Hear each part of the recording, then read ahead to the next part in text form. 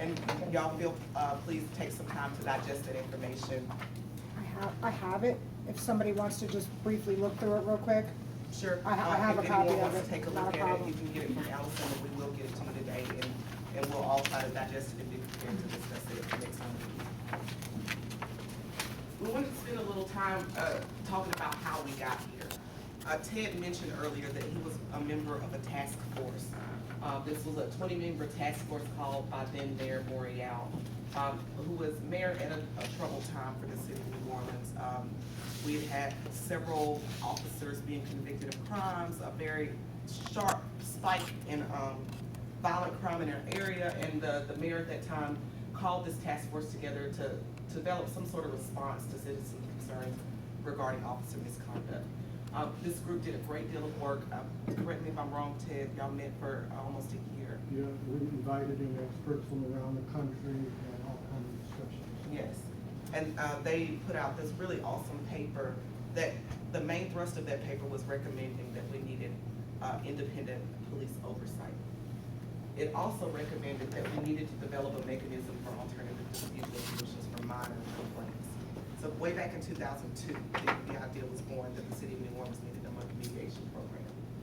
Fast forward, August 2010, Chief Surpass has taken office, and he releases a 65-point plan that focused on community policing, listening, collaborating, and responding proactively to better implement community policing throughout the neighborhood.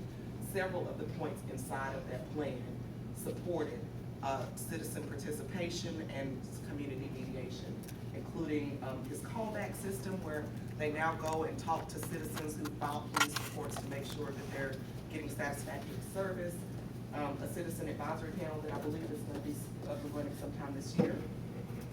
Our relationship with PIB, as well as the appointment of the civilian leader of PIB, leadership training and mediation, and the job performance improvement plan that the chief can probably tell you more about, but that plan included some elements of community policing. Broadly speaking, community policing is about partnerships between community police to make public safety work better for us all. It's about a balance between reactive response and proactive response, and it's based on the idea that the people living in the community are experts on its problems and the solutions to those problems. It requires collaborative partnerships between police and citizens, a certain amount of organizational transformation to actually act in the way that complements that philosophy, and then proactive and systematic examination of identified problems, which is why we're seeing the greater use of technology as a part of the ways that NOPD is doing their crime fighting in our city. Another piece to this puzzle is that basically, I'm not going to run all this down, but when the Department of Justice did its review of the New Orleans Police Department, it had a whole slew of findings, several of which pointed to us needing to do a better job at police-community relations. And it also said that we need to do a better job at how we handle misconduct complaints and implementing community policing. It is our argument today that mediation is one of the ways that we can address that call by Department of Justice.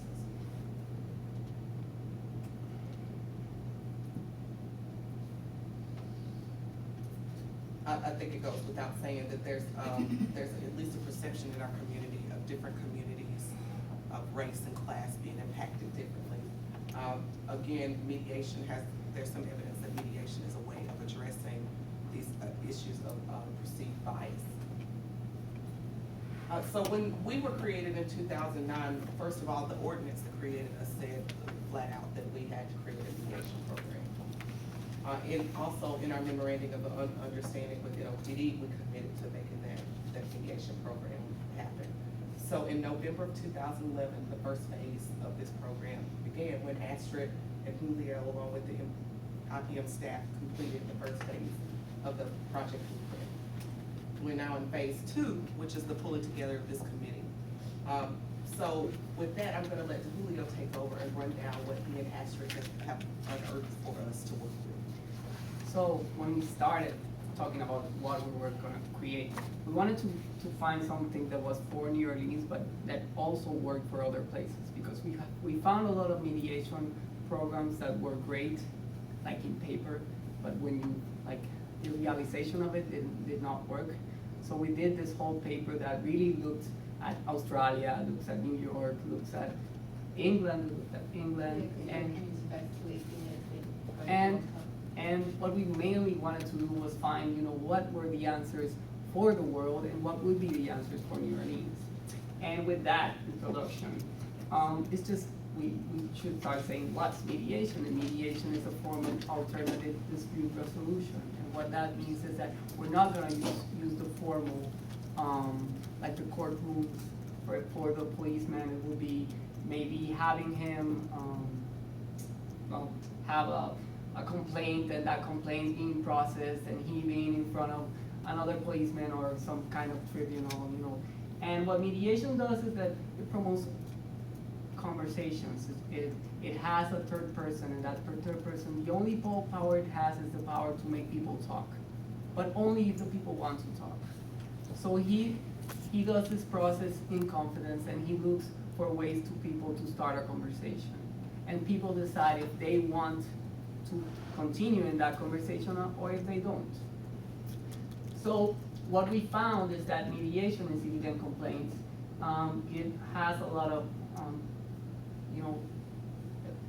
it brings a lot of good fruits. It improves the relationship between complainants and officers. It prevents an unpleasant experience. For example, for the policeman having to go through all the paperwork, but also for the civilian, because maybe he's just, making a phone call, making a complaint, but that's not necessarily what he wants. So it really looks to find a way to sit down the policeman and the civilian and find the humanity in both of them. Look for understanding. Exactly what the chief was saying. The fact that we want people to sit down and really understand what's happening and try to acknowledge and in a way apologize if it's necessary. And what we found is that in civilian complaints against the police, a lot of times policemen do apologize. A lot of times civilians apologize because they look at the policeman and they say, I know it was 5 a.m. I know you had been in a long day, and I understand that you were mad. This is in a way a very balanced way of making people talk about their problem and trying to promote some understanding. So this is based in part on community policing, as Ursula said, and I think this one is repeated. But one example of community policing that's very interesting is that they, instead of having policemen have like a big area that they cover, they make them work in neighborhoods, so they know the neighbors. They establish a relationship. With somebody, when something happens, the policeman feels comfortable talking to the people, and the people feel comfortable talking to them. And that's the gist of community policing. It's just making people know each other so they can treat each other humanly. But we also found that there's another philosophy that I think it's more advanced, and because Astrid is the expert on it, you should talk a little about it. So because I do work with courts, Tom Tyler's a guy at New York University that looked at the relationship between positions of authority, judges and defendants, and saw if that they treated defendants with respect and listened to their story, the person's more likely to comply with the law. So they might not agree with the outcome, but if they think the process is fair, they're more likely to comply. So I transposed that across to the prison, and I ran it for 5 years, and that's how I ran the prison. And so we would even regress people back into secure detention. But if they saw that the situation was fair, they're more likely to accept it and you get less resistance. So I'm sitting here now, remember last year thinking, damn it, I wish Tom Tyler wrote about the police. And I thought, I'll just check. And I discovered last year he started publishing in the police area. So he's moved from courts to corrections to police. And so this is a push goal because it goes beyond community-based policing. It's really about the human interaction between police and citizens. And as long as they're explaining the process clearly to the person, there's an opportunity to complain that's more likely to lead to compliance. So they've tested that in the UK, and in Australia and Queensland at the moment, they're testing it by doing RBT, what's that, alcohol breathalyzing. You get picked up by the police, breathalyzed. They're doing their ordinary way, and they're doing a way that's using a justice-based policing process, and they're going to compare whether the drunk driver gets less revved up, if you like, because of the way the police do the interaction. So we're adding this to community policing as a stretch goal. I felt like we really need to pop it in there because it pushes the system a little bit more forward. And it was being trialled in Seattle in fall last year. They were doing training with the police on justice-based policing. We included here a case study, but we really encourage you to see the paper because we have a lot of case studies there, and some of them are success stories, but some of them are failed stories, and I think that's important. You know, one of the things we found was that it needs to be something that fits the community, because if not, it's not gonna fit. And it needs to be financed also. You know, at the end of the day, most of these programs, they are great, but there needs to be something to support it. So that's very important. I'm just gonna hesitate to stop for a moment, because she wanted to ask. So, I've been a state police chief. And state police troopers figured this out a long time ago. And I don't know if y'all have heard this, inside the police department, everybody hears me go on and on about sell to stop. That's all it is. State troopers figured that out a long time ago. And as I watched them train in the academy, the basic message, taking all the varnish off, you're gonna be by yourself all the time. There's not gonna be 5 or 6 policemen around you anytime. And the more you use your brain, the less likely it is you're gonna get hurt. So the state troopers, that's why everybody walks away, no, that's why most people walk away from a state trooper experience like, oh, that was okay. Because that's what this is all about, and that's what we've been telling the New Orleans Police Department since May of 2010. Sell the stop, sell the stop. Tell people why you're doing what you're doing. They'll be less likely to be angry at you. They still may be mad, but they're not gonna be angry. And that's what this is about. So my hat's off to my brethren in the state police agencies who figured this out a long time ago. And now we've got it embedded in the minds and thinking of local police officers. So we studied the New York City Civilian Complaint Review Board, and its goal was to allow civilians to resolve their complaints by means of informal conciliation. And this was gonna be voluntary. We also looked at how they selected their cases, and we saw that they did it case by case, but they had some inclusion criteria. And this is gonna be very important when you're discussing which kind of cases are gonna be selected for mediation. They decided that they were gonna have mild physical force, threats, police refusal to identify themselves, the stop and questioning of a civilian, and use of discourteous or offensive language. And they excluded everything that has to do with officer involved in 3 citizen complaints or more, because they thought that after, you know, an amount of citizen complaints, they shouldn't be mediating it. You know, if it doesn't work, why continue doing it? Also, physical injuries, that's for them, that's a no, and that's something that we found in most of the jurisdictions. And allegations that have to do directly from an arrest. And We'll- I'm just gonna say quickly, if you haven't found this out yet, we'll be explaining it later on, you're making those decisions. Yes. This committee is making these decisions on what is included, what is not included. We also found that those meetings were confidential. And this is very important. Successful mediation cannot be used in any future judicial proceeding, and the police officer's file is cleared of the mediated complaint. And that's the incentive for the policeman. You know, and it's very interesting because you're gonna have to figure out how much are you gonna ask the policeman and how much are you gonna ask the civilian when they sit down. You know, do we wanna have the policeman have some kind of wardrobe? Do we wanna have the policeman do some community work?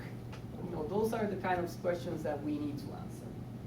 So when they evaluated the New York City Civilian Community Review Board, they found that it had expanded to 91 successful cases in 2003, and that was an increase of 20% from 2002, and an increase of almost 65% for 2001.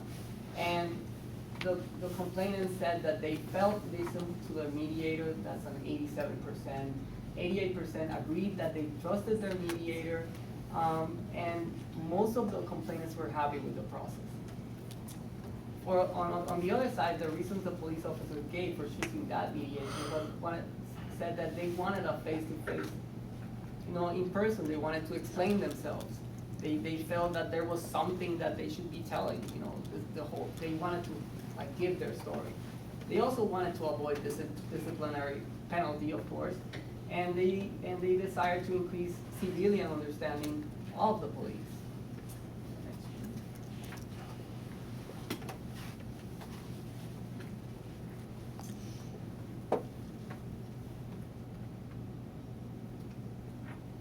Okay, so now we're gonna talk a little about how this is gonna work. When Astrid and I created this program, we thought that it should be very structured so it would work. You know, because lack of structure meant that this was gonna go on forever, so we wanted to have timelines, we wanted to have dates. And the first phase is completed right now. This is the project blueprint and mediation review paper. And the second phase would be the establishment of a project board and a planning committee. We're right now in the third phase, which is the project board meetings and planning committee meetings. After that, we're gonna have the project implementation, and after that, in phase 5 would be implementation. We wanted this to be ready by December 2012. We know it's a little bit asking for too much, but I think it's worth it. So, sorry to actually come in a little too late, but, and sorry also to burst everybody's bubble that this is gonna be over in a couple of months.